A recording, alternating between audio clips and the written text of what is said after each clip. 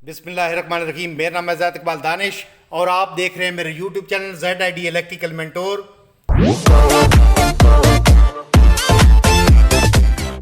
हाँ तो नाज़रीन, अब की बार फिर मैं हाज़िर खिदमत हूँ एक और मुनफरिद लाजवाब और शाहकार किस्म की वीडियो लेकर।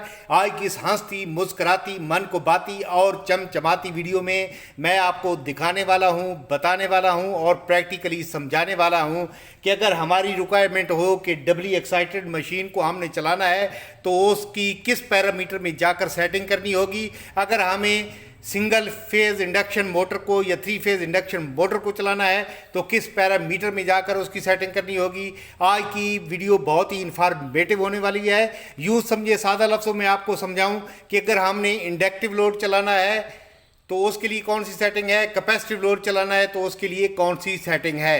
या अगर ये भी बात आपको समझना है तो सिंगल फेज़ इंडक्शन मोटर या 3 फेज़ इंडक्शन मोटर जो फैक्ट्रियों में ज़्यादा इस्तेमाल होती है, सोलर ट्यूबवेल पर जो ज़्यादा इस्तेमाल होती है, उसके लिए कौन सी सेटिंग है।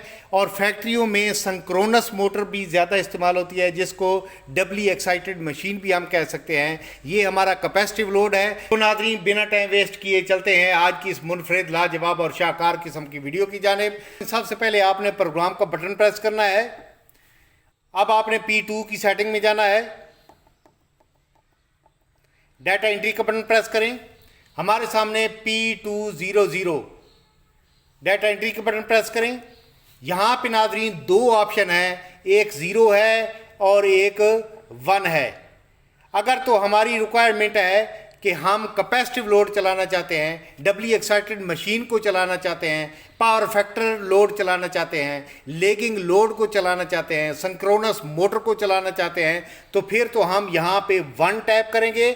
अगर हमारी रिक्वायरमेंट है कि हम इंडक्शन मोटर को, AC इंडक्शन मोटर को सिर्फ चलाना चाहते हैं, सोलर ट्यूबवेल पर आप मोटर को चलाना चाहते हैं, इंडस्ट्रियल में इंडक्शन मोटर को चलाना चाहते हैं, तो फिर आप यहाँ पे 0 टैप करेंगे।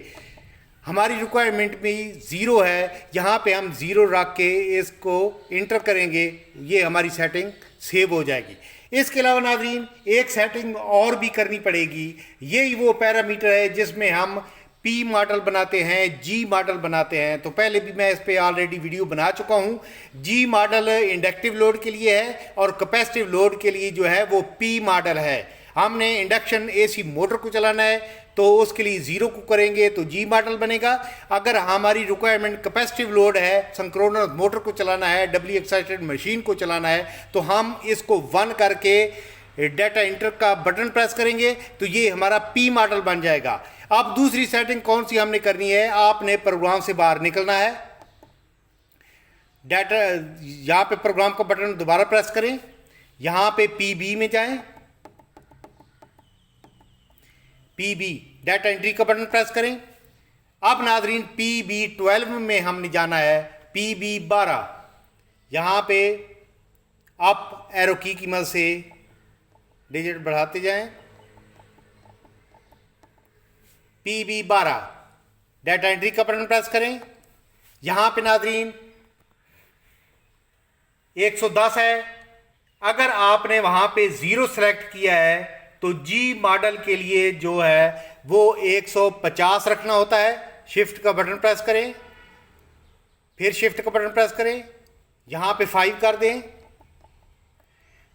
डाटा एंट्री का बटन प्रेस करें। क्योंकि हमने वहाँ पे इंडक्टिव लोड चलाना है, 0 रखा था, लिहाजा 150 करेंगे। अगर आपने P मॉडल यानी कि सिंक्रोनस मोटर को चलाना है, डबली एक्साइटेड मशीन को चलाना है, तो फिर आपने कैपेसिटिव लोड के लिए यहाँ पे रेंज जो है वो 120 मेंशन करनी है। क्योंकि हमारी रिक्वायरमेंट तो G मॉडल है, हमने वहाँ पे 0 सेलेक्ट किया है, लिहाजा हम 150 पे करके डाटा एंट्री का बटन प्रेस करेंगे। ये हमारी सेटिंग सेव हो जाएगी। प्रोग्राम से हम बाहर निकलते हैं। तो नाज़रीन, ये आपने सेटिंग करनी है। आज की वीडियो में हमने आपको बताया है कि इंडक्टिव लोड चलाने के लिए कौन सी सेटिंग करनी है, कैपेसिटिव लोड चलाने के लिए कौन सी सेटिंग करनी है, G मॉडल या P मॉडल के लिए कौन सी रेंज रखनी है। अगर आज की हमारी वीडियो आपको पसंद आई हो तो हमारे चैनल को सब्सक्राइब करें, बेल आइकन को प्रेस करें ताकि आने वाली हर नई वीडियो का नोटिफिकेशन आपको टाइम से मिलता रहे। दुआओं में याद रखिएगा। अस्सलामु अलैकुम।